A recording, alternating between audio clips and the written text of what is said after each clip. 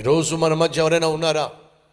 అడ్డమైన పనులు చేసేవాళ్ళు, అపవిత్రమైన పనులు చేసేవాళ్ళు, ఏ పాపిష్టి పని చేసినా చెల్లిపోతుందనేటటువంటి నిర్భయంగా తప్పు చేసేవాళ్ళు ఉన్నారా? జాగ్రత్త, దేవుడు మళ్ళా నిన్ను హెచ్చరిక చేస్తున్నాడు, నీ జీవితాన్ని సరిచేసుకుంటావని.